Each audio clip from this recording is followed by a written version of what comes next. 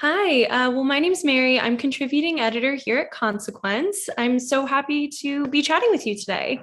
Yeah, thanks for having me. Yeah, absolutely. I'm stoked to talk about this movie. I was able to watch it last night, so I have plenty of things that I'm looking forward to chatting about.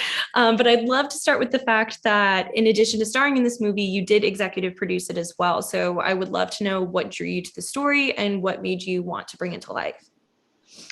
Yeah, so I got the script that Phil Drinkwater and Tim Woodall wrote, and with a really, really beautiful letter written by Jacob Gentry and our director. And opening the script up, I didn't know what I was about to read. I didn't know like what the story really was, other than the title informing kind of maybe where it could head to. But after reading the script, I didn't have any really words to explain how I felt outside of I just had so many questions and in ways it was unsettling because I didn't have everything fed to me, which Hmm. sometimes you want that or you're used to seeing that in scripts.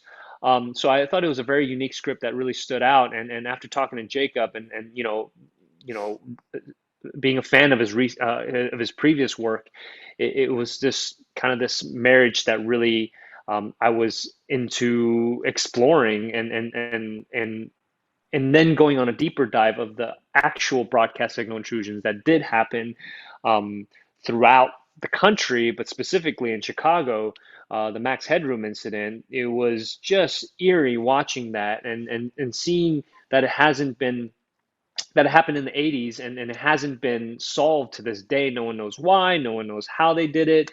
And then having the script explore that kind of subject matter even further and having a character study about this guy who really goes down this deep rabbit hole with consequences that might that he's might not have been ready for, but also just wanting to find answers of something that he's dealing with personally that he might not have faced or have neglected or might not have answers for. So I thought the whole story as a whole was just so interesting to explore that I wanted to be involved as much as possible in any capacity, and luckily I got to be part of it in those roles and play in those roles.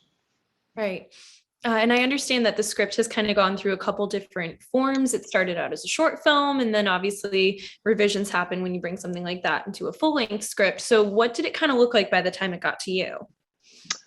I think there was still a lot of holes to be filled in the sense of I think it wasn't based in Chicago. It was different. It was kind of any city, and James. We needed to form him a little more and kind of shape him in the sense of trying to make it very specific to that time period, 1999, and certain things that of his background that might have been informed more so through his action than actually through dialogue or not going down a path of exposition. I think it was really important. So I think by that time, also when we're shooting, luckily we had a lot of liberties in the sense of like Jacob and I really having these deep conversations about more asking the question what would it look like if we did this, Right. right? And then trusting that we got to play at that moment and really feeling kind of the energy that was there that was provided by not just our great production designer Sarah Sharp and even our cinematographer Scott Thiele, like, and also having the energy of like a lot of the local Chicago crew that you kind of don't have to say too much, but that energy is already felt. So it was very electrifying to kind of just be in that moment, along with these also Chicago actors that come from the theater world that were able to just bring these these these almost these out of wacky kind of also very grounded characters, um, that was so fun to play opposite of. Yeah, I bet.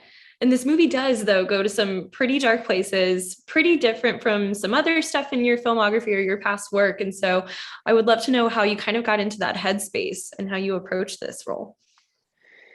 This particular role was really interesting because I didn't there's no blueprint, right? And, usually you kind of look at like a certain genres or like, oh, that's the blueprint. So I had to take the approach of just like, what is the most authentic, real human without playing into the character or a caricature. I think was really important to me. It's just like, what is this guy going, what's going on with him? What is missing in his life? And what is he, what traumas, if he is dealing with at that moment when we start the film off, that doesn't need to be said, doesn't need to be shown, but it's kind of felt. And I think it helps with the aesthetics and the kind of vibe, and also, Jacob's brilliant direction to kind of let those space in the world kind of inform that, as opposed to the character trying to like tell people that he's feeling a Sure. certain way and getting too emo about it. So, I think it was also just riding through and just trusting the environment, and also trusting that this path of unknown that is in front of me is going to be known as I take a step closer within each scene. And it's kind of like moving these like chess pieces over and over, and sometimes losing and taking a couple steps back, which is really at the end of the day enjoying this journey. And I don't know, that was a new way to kind of explore that, because usually I'm set on my ways. I'm like, this is how I'm going to play it, this is what I'm going to do, and this is how I'm going to say it. And I thought it was just I was really grateful for that, to have that experience, and to take that away. And I don't know if it's going to work with every other project that you work on, but for me, I really love what the film also says as well, because it kind of takes on that same approach with this character and where the film goes. Yeah, I bet, because I feel like there were kind of two different plot lines happening almost. Like you had this personal mystery that he had unsolved, and then the greater mystery within the scope of things. Yeah, I mean, to me, this is the fun part, is to hear, because, you're watching as a viewer who might know only so much, but your theories, you're starting to like, well, I see that makes sense, and that's connecting this, that. Why isn't he looking over here? Oh, I can't even look over there because it's not there for me to look at. And then this is all the information I have. So to even hear that, some people have been coming up with completely different theories, and I just find that to be like, this is the fun part, I think, of making films. It's like is hearing this, and almost I would rather hear you talk than me talk. Well, I'm excited for you. I'm excited for more people to see it. I won't keep spouting my theories and spoil it for anyone who's watching who hasn't seen it yet. But I know that you also have, you have quite a bit coming up on the docket. You have that A24 film, Everything Everywhere All at Once, and then you also have a holiday film with Netflix. So can you tell me anything about either of those vastly different projects that you have ahead? Yeah, we have Love Hard, which is the name of the movie. It's a romantic comedy Christmas film, which are some of my favorite genres growing up watching. So I was just really happy to be part of it. But it boasts like a really great cast, like Jimmy O Yang, good friend of mine. I just love that he's getting this leading role, romantic comedy, like opportunity to like showcase what he can do. And Nina Dobrev, who is really brilliant in this film, and Darren Barnett. And James Saito. It's just a really fun cast. But we just had a ball of a time. We filmed this during 2020, kind of in the height of everything that was happening. So to get through this and make this film a comedy during that time was really great. So that comes out November 5th. And as far as the A24 film, there's not too much I can talk about it, other than it's just nuts and crazy and everything you expect from A24. Okay. But it's just nuts, and I can't wait to see it. So like that's, as just a participant in the audience. But yeah, those projects are vastly different, and I hope to continue doing that. It's just like whatever is interesting and fun to me is what I want to keep exploring. Great. Yeah. And then way further down the road, I don't know if you can say anything about this at all, but obviously you made a cameo in Crazy Rich Asians. There seems to be a little bit of foreshadowing about your character maybe having a bigger role in the future. Is there anything at all you can tell us about that? Yeah, I think, I mean, they're still building the car right now. I think they're just building the car and trying to figure out where the parts, what the best parts go. And look, it's so funny that just being part of like a little like, just a mid-credit scene is it just shows that how great the movie is, and and how brilliant John and the rest of the team did that. I got to just be a smidget of it, and having that impact, I thought was just so cool. So I would love to keep exploring that, and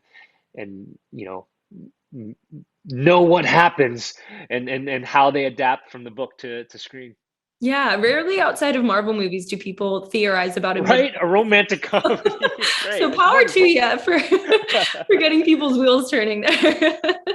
But to circle back to broadcast signal interruption a little bit, what are you kind of? I know we've touched a lot about on these themes and how you're excited to hear people's theories. What else are you excited for people to see about this movie when people get the chance to see it? I think just have a good time. Like I think we can talk about it being a think piece. You can talk about it being an exploration of grief, and I think it does touch all those things. But at the end of the day, we wanted to make um, just an entertaining film. Like just the broadcast signal intrusion. You hearing about that, and then if you know a little bit about this, kind of like the first generation of hacks, really.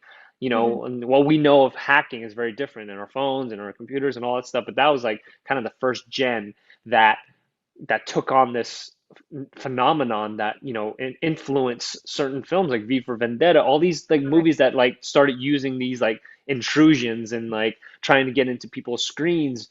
I thought was I've never seen anyone like actually explore it any further than kind of what the real thing is. But kind of the path of what we're having, a lot of people are not just talking about the conspiracy theories, but also analyzing the conspiracy theorists, which is, I think, incredibly fascinating on how people go that deep into something, and seeing the origins of it. I really appreciate your time. I'm so glad I got to see the film and to chat with you, and we're so excited to get something up about it. So best of luck with everything. Awesome, awesome. Thank you so much, Mary. It was a pleasure Yeah, talking to thank you. you.